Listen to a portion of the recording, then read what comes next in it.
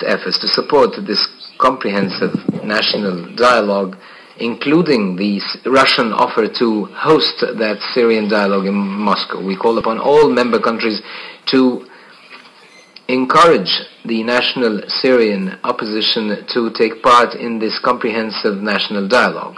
We also call upon those countries that urge the opposition and provoke them not to take part in this dialogue. We call upon them to stop doing this, to desist, and to urge the opposition to not to have anything to do with the armed terrorist groups, which have now used a new art of reform based on demolishing pipelines, oil wells, trains, and assassination of people, as well as committing aggression against the public and private institutions. 3, to maintain and perform the responsibilities of the Syrian state and to protect the Syrian people and its interests, to maintaining the stability of the country and the security of the citizens in accordance with international law and the Syrian laws.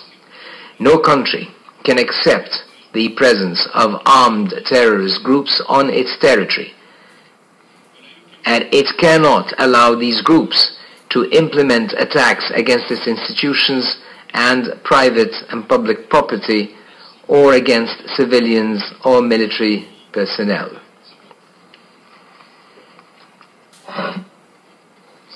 Mr. President, we have deep concerns vis-à-vis the real intentions of the countries that have co-sponsored this draft, particularly that these countries are leading a political and media aggression against Syria, providing all logistical support, all media, financial and political support to the armed terrorist groups, and securing them coverage in international fora. These countries had denied the existence of these armed groups since the beginning of the events. These countries, which claim that they are anxious to save Syrian blood and to solve the crisis in Syria peacefully, these countries have hastened to impose unilateral sanctions outside the international framework on the Syrian people, impacting its daily life. They have also cut their relations with Syria without justification. This shows clearly that they do not want to help to reach any reform or peaceful proposal based on dialogue. They are a part and parcel, a major part of the problem.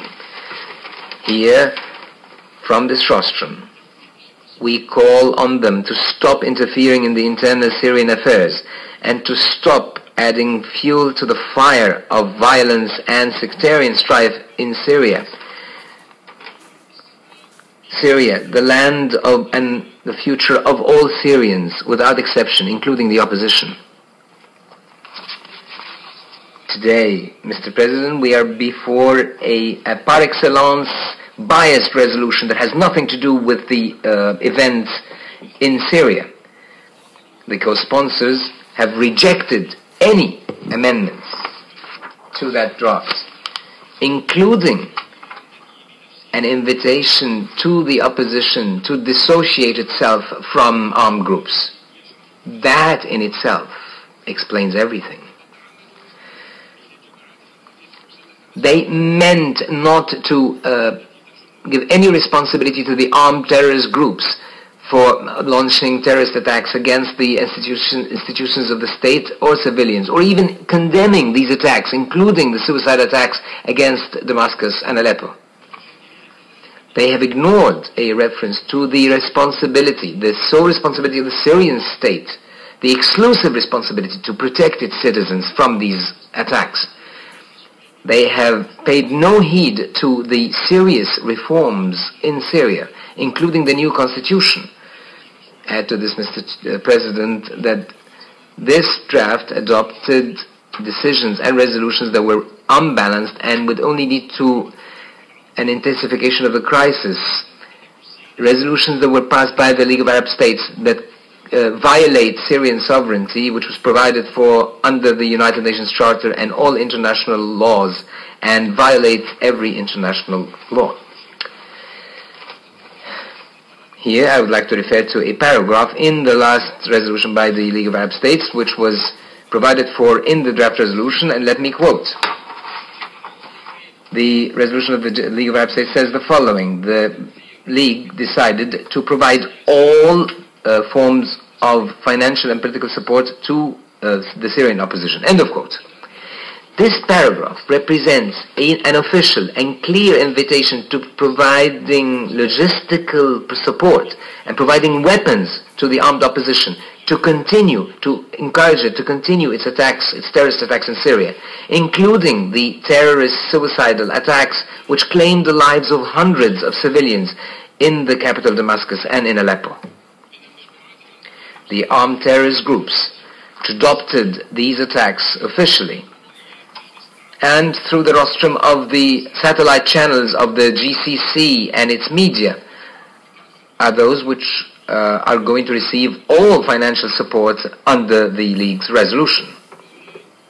And here, and very regrettably, let me say that during my professional life in multilateral diplomacy, I have not heard of a similar resolution passed by an international government or regional organization that would provide for support for armed groups that commit terrorist attacks against civilians.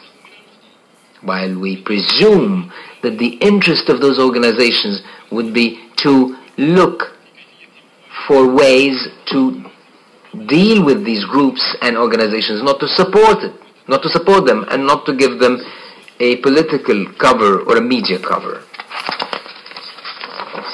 Dear colleagues, Mr. President, the League of Arab States, which we suppose is a regional organization that maintains the interests of its member countries and preserve their sovereignty, including Syria, now is competing under the domination of the GCC of the League. Now they're competing in every conspiratorial way with the traditional enemies of the Arabs in dealing a blow to Syria. Imagine, gentlemen, that the League of Arab States called for a peacekeeping operation to be sent to Syria. Imagine that this invitation was rejected by some Western states which take part in enmity against Syria. If we look at the situation of some Arab countries after what was so-called the Arab Spring, we see that these countries are suffering daily violence, which is much more forceful and worse. But they don't get enough coverage from the media or from the countries which have circulated these uncalculated changes and which do not service the Arab citizen. But they try in all Arab countries to plunder the resources and to give Israel the agency on behalf of all the West to dominate the Middle East and put an end to the Palestinian question and swallow the occupied Arab territories and to return the Arabs to the age of darkness after their wealth of their oil wealth has been usurped, to save the economies of Europe and America from the financial crisis that strangle these economies. Mr. President, we hope from the United Nations and the member states that they provide support to Syria, government and people. I'm not saying just the government, I'm saying the government and the people, to face up to the challenges of extremism and terrorism, and to accelerating the current serious reforms in the country. In this context, we would like to draw the attention of the member states to the danger that this organization, under political pressure by some member states, may provide cover for armed terrorist groups in Syria. The report by the Arab observers had documented these criminal acts by these armed groups. In this context, we would like to confirm that any biased, unobjective resolution would only send the wrong message to all these extremists and terrorists, a message that their violence and their deliberate sabotage receives the support of the member states of the United Nations and their encouragement. Consequently, the adoption of such a resolution would only lead to tightening of the crisis and more violence in the region as a whole, instead of solving the crisis peacefully.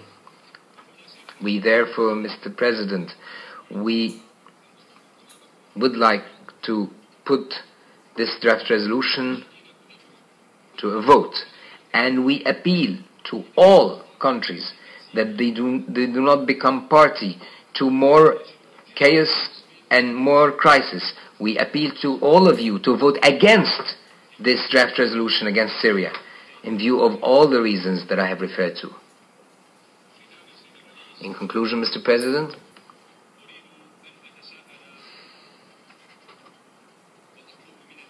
I would like to pose a question, and I would like each and every one of us to think about this question. Did anybody think of the stage that would follow the destruction of Basra? The Arab proverb does not apply to the Basra, the city of Basra in Iraq. This is the Arab proverb, but basically I wanted to draw the attention to what was going to happen after that resolution had been adopted. This step would not only bring disaster and catastrophe to the region, but to all international relations. Did any reasonable person in this hall think about the Arab chaos reflecting on international peace and security? Did anybody contemplate that anything that happens of bloodletting in Syria or in other countries, that this only serves the interests of Israel and its project to kill the Palestinian question and to redraw the geopolitical borders of the region, to kill any hope for a comprehensive or just peace in the region,